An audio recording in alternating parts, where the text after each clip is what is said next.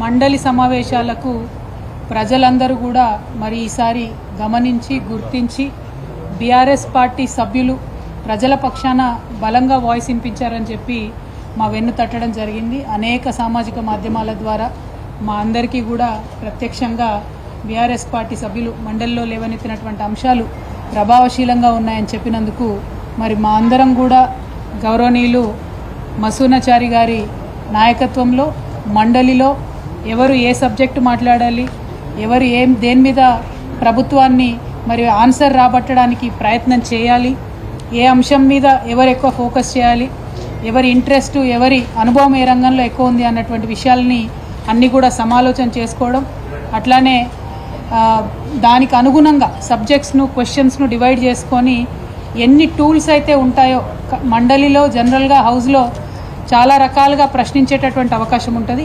ఆ ప్రశ్నించేటటువంటి అన్ని రకాల టూల్స్ని వాడుకొని మేమందరం కూడా ప్రభుత్వం నుండి ఆన్సర్ రాబట్టేటటువంటి ప్రయత్నం చేసినాం. స్పెషల్ మెన్షన్స్ ఉంటాయి, పిటిషన్స్ ఉంటాయి, ప్రశ్నలు ఉంటాయి, షార్ట్ డిస్కషన్ ఉంటాయి, బిల్లులు వచ్చినప్పుడు డిస్కషన్స్ ఉంటాయి. వీటన్నిటిలో కూడా చాలా సక్సెస్ఫుల్గా ఈసారి బీఆర్ఎస్ పార్టీ మండలి సభ్యులందరం కూడా చాలా చురుకుగా పాల్గొనడం జరిగింది.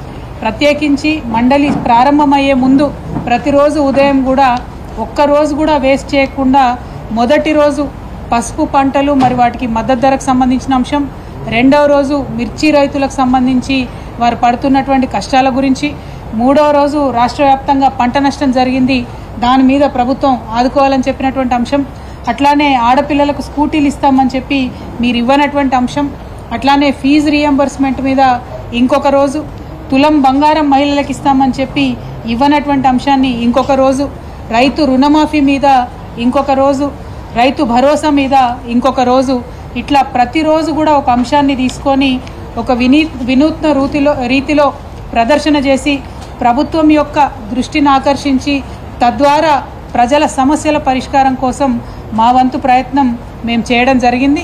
మరి అంతేకాకుండా ఈసారి మండలిలో గవర్నర్ ప్రసంగం నుంచి మొదలు పెడితే ఆ రోజు నుంచి కూడా మండలిలో మేము ప్రొటెస్ట్ చేసినాం ప్రభుత్వం మీద. గౌరవ ముఖ్యమంత్రి గారు మాట్లాడడానికి వచ్చినప్పుడు అంతకుముందు వారు మా నాయకుడు కేసీఆర్ గారి పైన చేసినటువంటి అనుచిత వ్యాఖ్యలకు ప్రొటెస్ట్ చేయడంతో ఈ సభ ప్రారంభిస్తే చివరి రోజు కూడా మరి ఫీ రీఎంబర్స్మెంట్ విషయంలో ప్రభుత్వం నుంచి ఒక నిర్దిష్టమైనటువంటి జవాబు మేము రాబట్టగలిగినాం. ఇది కేవలం బీఆర్ఎస్ పార్టీ మండలి సభ్యులందరూ చేసినటువంటి పోరాటం అని చెప్పి నేను బలంగా నమ్ముతా ఉన్నాను. ఇన్ని రోజులు ఫీ రీఎంబర్స్మెంట్ మీరు 8,000 కోట్లు ఇవ్వాలంటే జవాబు చెప్పినటువంటి ప్రభుత్వం మొన్న మండలిలో గౌరవ ముఖ్యమంత్రి గారు 12 నెలలలో పాత అప్పులను నెలకింత అని తీరుస్తామని చెప్పి కొత్తగా ఇవ్వాల్సిన ఫీ రీఎంబర్స్మెంట్లు ఆన్ ద స్పాట్ ఎప్పటికప్పుడు పేమెంట్ చేస్తామని చెప్పి మండలి సాక్షిగా వారు మాట ఇవ్వడం జరిగింది. మరి మండలిలో జవాబు రాబట్టగలిగినటువంటి మేమందరం వారు ఇచ్చినటువంటి మాట పూర్తి చేసేంత వరకు కూడా వారిని ఎండగడుతూనే ఉంటాం, ప్రజాక్షేత్రంలో వారిని వెంటాడుతూనే ఉంటామని ఈ సందర్భంగా తెలియజేస్తూ ఉన్నాం. అట్లానే ఈ సెషన్స్ ప్రత్యేకించి మన రాష్ట్ర చరిత్రలో నిలిచిపోయేటటువంటి సెషన్స్. ఎందుకోసం చెప్తా ఉన్నామంటే బీసీలకు సంబంధించి 42% విద్యా ఉద్యోగ రాజకీయ పరంగా రిజర్వేషన్లు తెచ్చేటటువంటి బిల్లు ప్రవేశపెట్టుకోవడం చరిత్రలో నిలిచిపోతుంది. అట్లానే ఎస్సీ వర్గీకరణకు సంబంధించి ప్రవేశపెట్టినటువంటి బిల్లు కూడా చరిత్రలో నిలిచిపోతుంది. ఈ రెండిట్లో కూడా ఈ 2 బిల్లులు సాకారమై అసెంబ్లీకి రావడం వెనుక కూడా బీఆర్ఎస్ పార్టీ నిరంతర పోరాటం ఉందన్న విషయాన్ని ఈ సందర్భంగా ప్రజలకు గుర్తు చేస్తూ ఉన్నాం. అదేవిధంగా ఈ సెషన్ మరొక అంశానికి కూడా చరిత్రలో నిలిచిపోతుంది. కాకపోతే అది కొంత బ్లాక్ డేగా నిలిచిపోతుంది. అసెంబ్లీ సాక్షిగా గౌరవ ముఖ్యమంత్రి గారు మహిళలను ఉద్దేశించి మాట్లాడినటువంటి పరుషమైనటువంటి పదజాలం ఇంతకుముందు ఎన్నడూ ఏ ముఖ్యమంత్రి గారు మాట్లాడనటువంటి అసభ్యకరమైనటువంటి భాషను ఈ ముఖ్యమంత్రి గారు అసెంబ్లీలో మాట్లాడడం కూడా చరిత్రలో తప్పకుండా నిలిచిపోతుంది. మరి అక్కడ స్పీకర్ గారు వాటిని రికార్డ్స్లోంచి తొలగించుంటే నేను చెప్పలేను, కానీ లేకపోతే మాత్రం చరిత్రలో ఒక నల్ల మరకగా ప్రజాస్వామ్యంలో నిలిచిపోతుందన్న విషయం చెప్పక తప్పని పరిస్థితి. ఇక ఇక్కడ అక్కడ బీఆర్ఎస్ పార్టీ కౌన్సిల్లోనూ అసెంబ్లీలోనూ ఎంత ప్రశ్నించినా ప్రభుత్వం జవాబు చెప్పకుండా పారిపోయినటువంటి అంశం ఏంటంటే అప్పులకు సంబంధించినటువంటి అంశం. మాటి మాటికి కేసీఆర్ గారి మీద మీరు 7 లక్షల కోట్లు అప్పు చేసిరని ఒకరోజు, 6 లక్షల కోట్లు అప్పు చేసిరని ఒకరోజు, 8 లక్షల కోట్ల అప్పు చేసిరని ఇంకొక రోజు ప్రభుత్వంలో ఉన్నటువంటి పెద్ద మనుషులందరూ కూడా రోజుకొకటి వాళ్ళకి ఇష్టం వచ్చినటువంటి నంబర్ యాడ్ చేసుకొని మా మీద దాడి చేసిండ్రు. అది ఎన్నికల ముందుకు జరిగినటువంటి దాడి, ఎన్నికల తర్వాత కూడా అదే దాడిని వాళ్ళు కొనసాగిస్తూ ఉన్నారు. ఇవాళ అధికారంలోకి వచ్చిన తర్వాత నిజానికి చాలా ప్రశాంతంగా పరిపాలన చేసుకోవచ్చు, కానీ బీఆర్ఎస్ పార్టీ వారిని ప్రశ్నిస్తున్నటువంటి వైఖరితోని వారు బాగా ఫ్రస్ట్రేషన్కి లోనై ఇంకా కూడా తప్పులు చెప్తా ఉన్నారు అప్పుల విషయంలో అన్న విషయం ప్రజలకు తెలియజేస్తూ ఉన్నాం. ఇవాళ నేను మీ అందరికి కూడా పార్లమెంటులో 2 రోజుల క్రితం మన పార్లమెంటులో కేంద్ర ప్రభుత్వం ఇచ్చినటువంటి జవాబును చూపిస్తూ ఉన్నాను. ఈ జవాబులో చాలా స్పష్టంగా ఇది 24 మార్చి 2025, ఇవాళ 28వ తారీఖు, 4 రోజుల క్రితం కేంద్ర ప్రభుత్వం పార్లమెంట్లో ఇచ్చినటువంటి జవాబులో తెలంగాణ రాష్ట్రంలో ఉన్నటువంటి అప్పులు మొత్తం కూడా 4,42,298 అని చాలా స్పష్టంగా జవాబు ఇవ్వడం జరిగింది.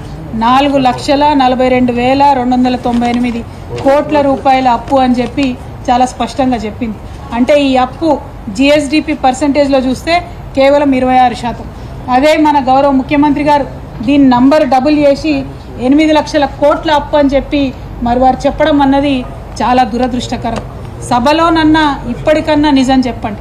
మీరు అబద్ధాలు చెప్పే అధికారంలోకి వచ్చినారు, వచ్చిన తర్వాత మీరు చెయ్యలేని హామీలు ఉంటే ప్రజల క్షమాపణ చెప్పి ఇదిగో మేము అబద్ధాలు చెప్పి అధికారంలోకి వచ్చినాయని ఒప్పుకుంటే మర్యాదగా ఉంటుంది. కానీ ఇప్పటికి కూడా మేమే బుల్డోజ్ చేస్తాం అని చెప్పి మాట్లాడడం అన్నది కరెక్ట్ కాదు. ఒకటి అప్పుల విషయం అయితే, మరి ఇంకొక విషయం కాళేశ్వరంలో ఉన్న బ్యారాజ్ల గురించి గౌరవనీయులు ఉత్తమ్ కుమార్ రెడ్డి గారు అసెంబ్లీ సాక్షిగా కూలిపోతాయన్న ప్రచారంలో వాస్తవం లేదు అని చెప్పి ఉత్తమ్ కుమార్ రెడ్డి గారు ప్రకటించడాన్ని ఈ సందర్భంగా ప్రజలకు గుర్తు చేస్తున్నాం. ఇన్ని రోజులు పంటలు ఎందుకు ఎండిపోతున్నాయి, లక్షలాది ఎకరాలు ఎండిపోతున్నాయి అంటేనేమో అవి వాడడం కరెక్ట్ కాదని చెప్పినారు. మరి నిన్ననేమో 2 బ్యారేజీలు బాగానే ఉన్నాయి, వాడవచ్చు, నీళ్ళు ఇవ్వచ్చు అని వాళ్ళే చెప్పినారు. అంటే నీళ్లు ఇవ్వకపోవడం అన్నది మీ వైఫల్యం కాదా అన్న విషయం ప్రభుత్వాన్ని మేము సూటిగా ప్రశ్నిస్తూ ఉన్నాం. అదేవిధంగా మరి బీఆర్ఎస్ పార్టీ తమ పోరాట పటిమతోని ఇలాగే ప్రజా సమస్యలన్నింటినీ కూడా ప్రభుత్వం దృష్టికి తీసుకొస్తుంది, ప్రజాక్షేత్రంలో ప్రభుత్వాన్ని ఎండగడుతుంది, మనకు ప్రజలకు రావాల్సినటువంటి హక్కులన్నింటినీ కూడా సాధిస్తామని మరొక మారు తెలియజేస్తూ ఉన్నాం. మరి మా సభ్యులు ఎమ్మెల్సీలు అక్క సత్యవతి అక్క గారు బీఆర్ఎస్ పార్టీలో మరి వారు మంత్రిగా పనిచేసినారు, ఇవాళ ఎమ్మెల్సీగా 2 టర్ములు పనిచేసి 1 టర్ము పనిచేసి మరి ఇప్పుడు రిటైర్ అవుతూ ఉన్నారు. తప్పకుండా రాజకీయాల్లో రిటైర్మెంట్ అనేది ఉండదు. ఒక వ్యవస్థలో ఒక రకంగా పనిచేస్తే ఇంకొక దారిలో మళ్ళా వచ్చి ప్రజాసేవలో అందరూ కూడా ఉండేటటువంటి ఆస్కారం ఉంటుంది. కాబట్టి బీఆర్ఎస్ పార్టీలో వారు యాక్టివ్గా అత్యంత కీలకమైన రోల్లో ఉంటారని కూడా ఈ సందర్భంగా తెలియజేస్తూ, మరి ఇంకొక ఎమ్మెల్సీ గారు షేర్ సుభాష్ రెడ్డి గారు వారు కూడా ఈ